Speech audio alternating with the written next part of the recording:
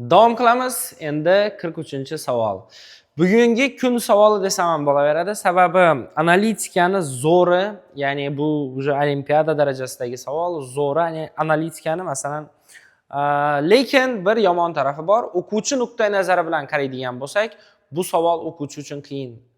Realni qiyin, chunki oq cho'kma, nechta oq cho'kma bor bu yerda. Ularni hammasini o'quvchi analiz qilishi juda ham qiyin. Lekin agar masalan bizni yozma ish kursimizda qatnashgan bo'lsangiz va misol siz ko'rayotgan bo'lsangiz tahlillarni, ishlash taktikalarini ko'rsatganman-da men bunaqa narsani. Shu taktika bo'yicha ishlasangiz chiqarish mumkin edi.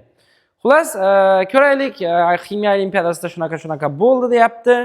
Eritmalardagi pH qiymat 4, 2, 5, 3, 1. Mana shuni yodlaguncha rason chiqdi.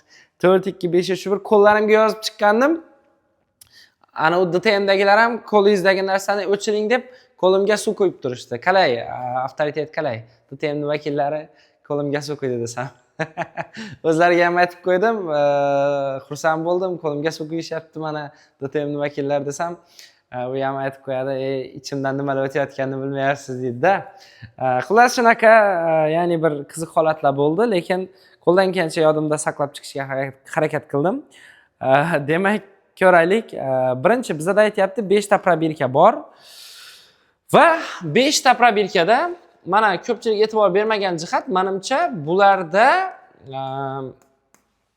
birinchi, ikkinchi, uchinchi, beshinchi, oltinchi davrda joylashgan kationlar, ya'ni elementlarni birikmalari joylashgan deb aytayapti-da. Endi bu tuz bo'lishi mumkin yoki boshqa narsa. Xullas, shularni qaysilaridir birinchi davrda joylashgan, qaysilaridir ikkinchi, qaysilaridir uchinchi, qaysilaridir beshinchi va hokazo.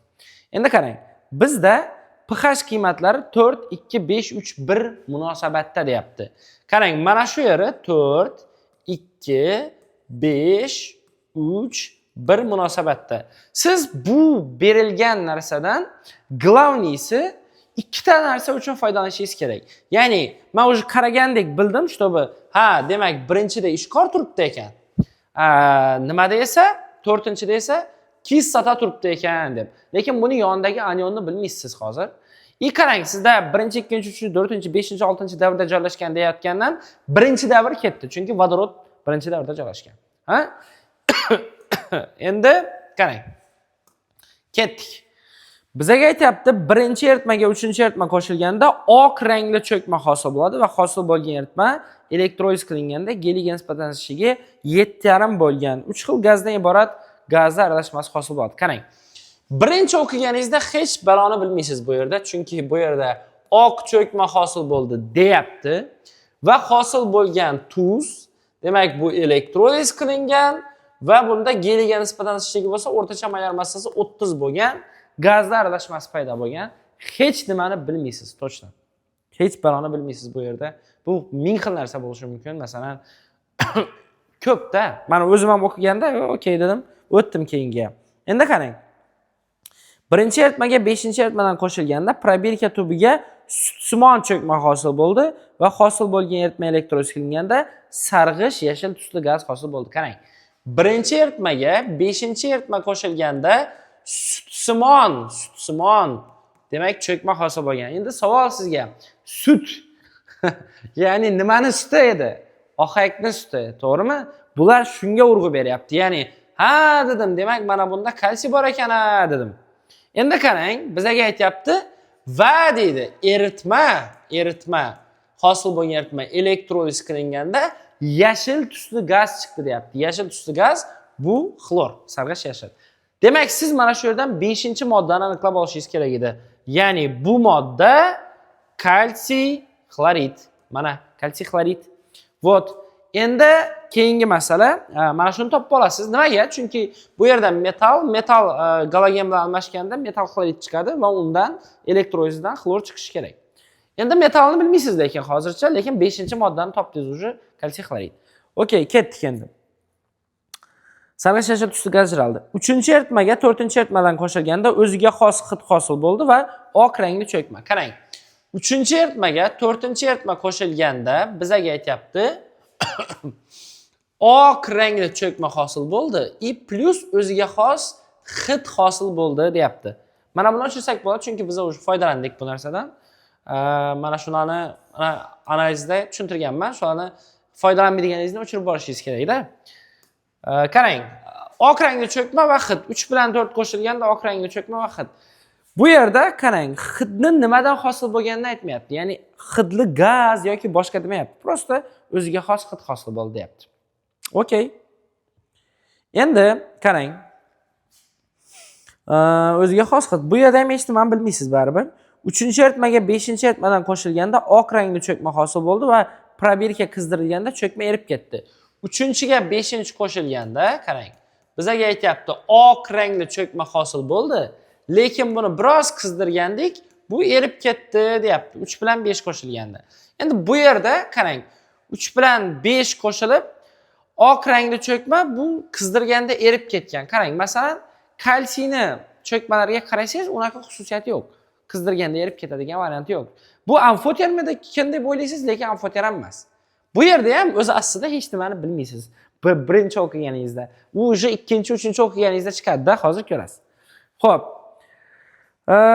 Ikkinchi eritmaga 3-eritma qo'shilganda oq rangli molar massasi 245 bo'lgan cho'kma hosil bo'ldi. Qarang, 2 ga 3 qo'shilgan vaqtda bizada qarang nechanchi oq bu? Molar massasi 245 bo'lgan oq rangli cho'kma hosil bo'ldi deyapti. Endi molar massasi 245 bo'lgandan baribir endi hamma cho'kmalarni yodlab qo'yganingiz yo'q. Turaylik, buni ham bilmaysiz deb hisoblab turamiz. Demak, 2 ga 3 qo'shilganda oq rangli cho'kma hosil bo'lgan 2 ga 3. Okey. Endi 4-eritmaga 5-eritmaga qo'shilganda oq rangli gips tarkibida uchraydigan demak nima paydo bo'ldi? Tuz paydo bo'ldi deyapti. Qarang, 4 bilan 5 qo'shilganda gips tarkibida uchraydigan tuz, albatta bu kalsiy sulfat. Demak, 4 ga 5 qo'shilgan kalsiy sulfat chiqqan. Demak, mana bu yerda bizda qaysi kislota bo'lgan? Sulfat kislota. Mana sulfat kislota. Mana buni bilasiz, mana 4 bilan 5 qo'shilganda oq rangli gips tarkibida uchraydigan cho'kma. Birinchi kurugingizda ikkita moddani topdingizda hozircha. Endi hozir ko'ramiz. Buni ham o'chiraman, chunki bundan o'sha foydalandim. Endi birinchi eritmaga ikkinchi eritma qo'shilganda qora rangli cho'kma hosil bo'ldi. Qarang, birinchi eritmaga ikkinchi eritma qo'shilganda qora rangli cho'kma paydo bo'ldi. Qora. Endi bu ham turli xil variant, har xil variant bo'lishi mumkin. Endigi masala ikkinchi eritmaga 5-eritma qo'shilganda oq pag'ar rangli eritma hosil bo'ldi. Qarang, 2 ga 5 qo'shilganda bizada aytayapti, oq pag'ar rangli cho'kma. Qarang, 2 ga 5 qo'shilib oq pag'a. Oq pag'a nima bu? Kumush. Ya'ni kumush xlorid, to'g'rimi? Demak, 2 da kumush ionlari bor, lekin buni yonida nima turganini hozir bilmaysiz. Kumush ioni bor, lekin yonida nima turibdi? Buni Xudo biladi. Mana shunaqa. Endi Xudo bilmaydi, o'zingiz ham bilasiz. No, hozircha bilmaysiz. Mana 2 da kumush bor, lekin buni yonida nima turganini bilmaymiz biz faqat. Endi qarang, siz mana bundan ham foydalansangiz bo'ladi. O'sha 1 bilan 2 qo'shilganda qora rangli cho'kma nima? Bu 1 bilan 2 qo'shilgandagi qora rangli cho'kma kumush oksid hisoblanadi, qora rangli. Chunki kumush oksid rangi qora deb bir kun oldin tashladim kanalga. Shuning uchun kanalni yaxshilab kuzatish kerak. Demak, mana kumush gidroksid beqaror bo'lgani uchun parchalanib ketadi va o'sha kumush oksid hosil qiladi. Mana shunaqa. Endigi masala, qarang. Mana o'sha siz 1 bilan 2 dan bildingiz, lekin buni hozir nimasini yonida turgan narsalarni topish uchun variant yo'q. Birinchi kurugingizda demak, siz mana shularni topib olasiz. Endi shular orqali yana boshida analizni boshlaysiz. Masalan, 1 bilan 3 qo'shilganda oq rangli cho'kma paydo bo'ldi. Tuz elektrozitilganda o'rtacha molar massasi demak 30 bo'lgan. Mana shu yerda bir nima bor edi, buni yozmabman. Hozir endi sizga tashlaganda to'g'rilab yozib yuboraman. Qarang, 1 bilan 3 qo'shilganda elektrolizdan keyin kaustik soda qoldi degan joyi bor edi. Kaustik soda qolgan bo'lsa, mana shu yerda natriy gidroksid borligini bilar edik. Mana shu natriy qayerdan bilgandim? Natriy gidroksidni birinchi o'qiganda bilgandim-da, men natriy gidroksid borligini. Qarang, mana shu joyi hozir tashlab qo'yaman, ya'ni to'g'rilab qo'yaman, to'g'riroq. 1 bilan 3 qo'shilganda oq rangli cho'kma tushib, hosil bo'lgan tuzni elektrolizidan natriy gidroksid qoldi deyotgandi. Ya'ni natriy gidroksid qolgan bo'lsa, demak, uje bu dastlabki natriyli birikma hisoblanadi. Endi qarang, 3-da buni yonida elektrolizga uchraydigan, demak, biron bir modda. Endi bu yerdan ham bilmaysiz, lekin buni qaysi ekanligini. Keyin qarang, 3 bilan 4 qo'shilganda oq rangli cho'kma tushgan va hid chiqqan. Bu yerdan ham bilmaysiz. Molar massasi qarang, 3 bilan 5 ta oq rangli cho'kma, bu yerdan ham bilmaysiz. Mana bu joyi borda, eng muhim joyi. 2 bilan 3 qo'shilganda oq rangli cho'kma va molar massasi 245. Qarang. O'zi eruvchanlik jadvalini qarasangiz, hozir mana shu eruvchanlik jadval olib keling.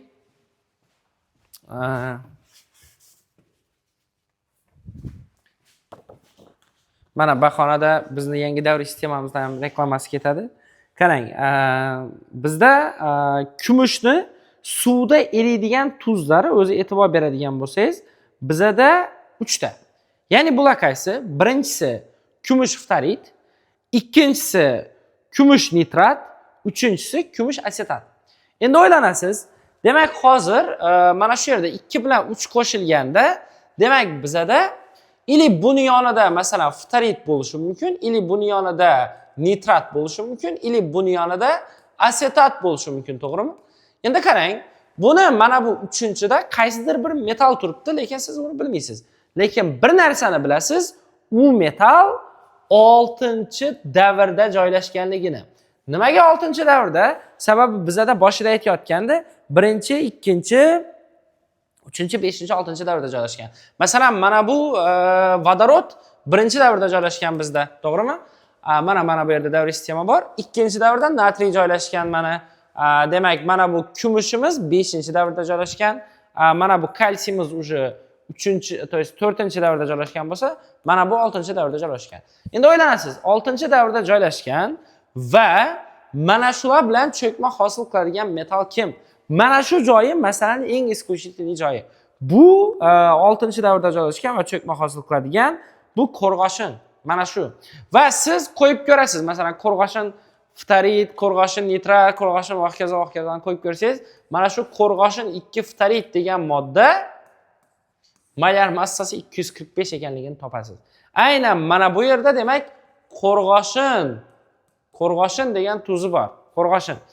Bu keyin tasdiqini topadi, masalan 3 bilan 5 qo'shilganda oq rangli cho'kma erib ketdi. E'tibor bersangiz, qo'rg'oshin 2 xlorid suvda oz eriydigan modda. Ya'ni oz eriydigan degani uncha yaxshi arimaydi, lekin qizdirsangiz yaxshi eriydi. Demak, 3 bilan 5 ta qo'rg'oshin 2 xlorid cho'kmaga tushgan. Endi 3 bilan 4 ta oq rangli cho'kma, ya'ni 3 bilan 4 ta qo'rg'oshin 2 sulfat cho'kmaga tushgan. Shunaqa. Endi buni glavniy yonidagi narsani topishimiz kerak. Buni yonidagi narsa bu asetat anioni, qo'rg'oshin 2 asetat. Buni qayerdan bildik desak, chunki bizda mana bu qo'rg'oshin 2 asetat bilan sulfatda qo'shilgan vaqtida sirka kislota hosil bo'ldi. Sirka kislota o'ziga xos hidli modda. Mana shunaqa. Bunga o'xshash bitta savolni yozma ish guruhimizda menimcha analiz qilib bergandim. Ya'ni o'ziga xos hidli modda bu sirka kislota deb kim eslasa. Aynan mana shu. Demak, bizda to'g'ri javob natriy gidroksid, bu yerda kumush ftarit va keyin qo'rg'oshin 2 asetat, sulfatida va kalsiy xlorid. Aynan mana shu moddalar demak bizda to'g'ri javob edi. Shunaqa. Agar sizga tahlilimiz yoqqan bo'lsa, mehnatimizni qadrlagan holatda videoga like bosing va kommentariyaga yoqdi deb o'zingizni fikrlaringizni bildirib keting. Rahmat, sog' bo'ling, salomat bo'ling. Ertaga imtihonga kiradigan barchaga omad tilayman. Sog' bo'ling.